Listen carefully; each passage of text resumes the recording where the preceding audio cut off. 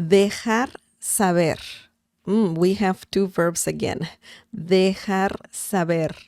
Dejar saber.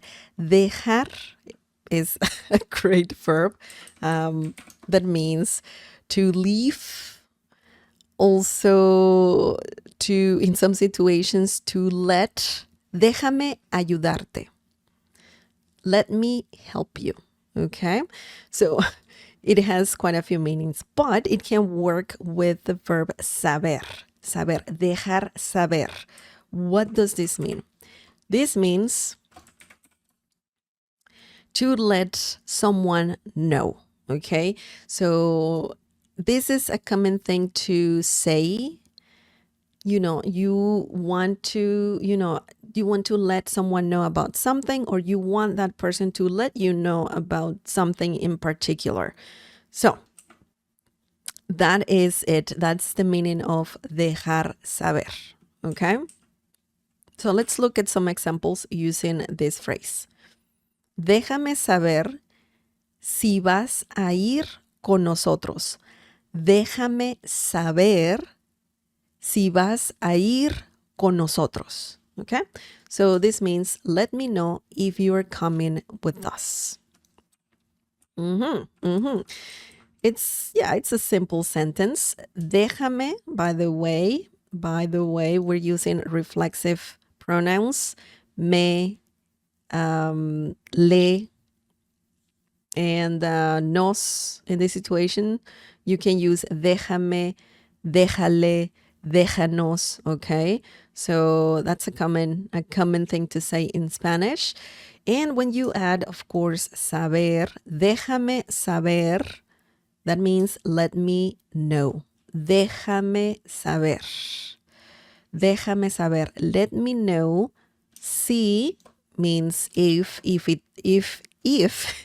it does not have the accent mark on top of the letter I, because if it has a tilde, an accent mark, that means yes. Si. Same pronunciation though. Same pronunciation. But, if you have to type it or write it down, well, that's the difference right there. Si means if. Vas comes from the verb ir, another irregular and very basic verb in Spanish. Tú vas. Okay, so that is similar to saying you are coming. And if you need to add more to the sentence, then you need a. Ir a is a common thing to say if you are saying, in this situation, you are coming, ... Okay? Vas a ir, it's redundant as well because we have the verb ir here as again, okay? But this whole sentence, vas a ir, is commonly used in Spanish if you want to say you are going to. In this situation, we are, we're just saying, just let me know if you are coming with, con, nosotros, us. Okay? So, vas a ir al parque, I'm going, or you can say, voy a ir a la tienda, I'm going to the store. Okay? But also, it means, if you're asking someone, vas a ir a la tienda, similar to saying, are you going to the store? But we're talking about, I want you to let me know if you're coming with us.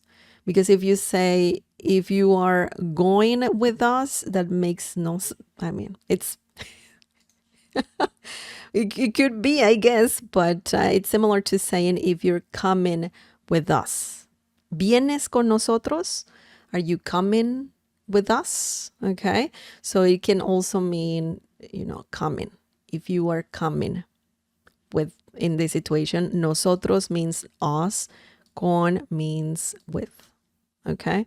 It can be tricky for sure. Let me see if I can give you another example using vas a ir or voy a ir. You can say voy if you want to answer, for example, this. It's not a question, but someone said, let me know, right? Let me know if you're coming with us. You can say, sí, voy a ir con ustedes. Okay? Sí, voy a ir con ustedes. Yes. I'm coming with you. Or I'm going with you. Technically, that's what you're saying. But it's a bit flexible when you say voy a ir, vas a ir, vamos a ir. Okay. So it depends on the situation. What are you saying? It depends on, it's context. But that's the meaning of voy a ir. I'm going, I'm going to go. Technically, you're saying that. It's redundant, I know.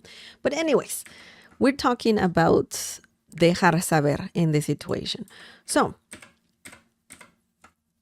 déjame saber, a common thing to say if you want to say, let me know. Okay? Déjame saber.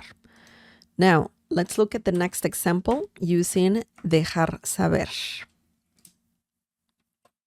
Miguel me dejó saber que te gusta comer pasta. Miguel me dejó saber que te gusta comer pasta.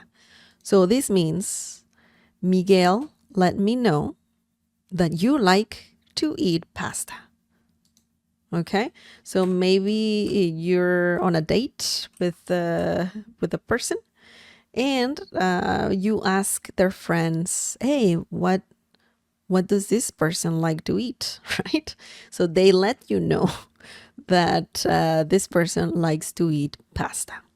Okay, so Miguel means Miguel, or Michael. Me, we have a reflexive pronoun here. When you say me dejó saber, let me know. So it's similar to this one here, these two. The difference is that we moved me at the beginning. Okay. And obviously dejar is in preterite tense, past tense. Me dejó saber. Saber stays the same. Okay. Él me dejó saber, ella me dejó saber, Miguel me dejó saber, and so on. And que, that, we don't have the accent mark, so it's not a question. We don't have the accent mark on top of the letter E, so it's not a question.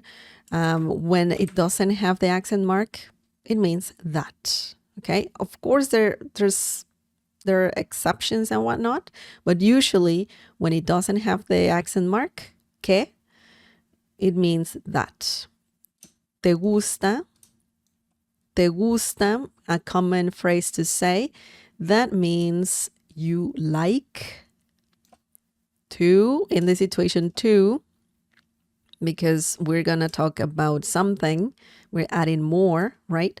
So comer, eat, pasta. Pasta means pasta, okay? Te gusta comer. So it's a common thing to add a verb right after te gusta. Te gusta caminar. You like to walk. Te gusta comer. You like to eat. Te gusta cocinar. You like to cook. Okay, so just keep that in mind. And that's it. We have the phrase that we're learning right here. Dejar saber. And we have it here as well. And it means to let someone know, and to let someone know as well. It's very likely that you will have to conjugate this verb, but not this one. Okay?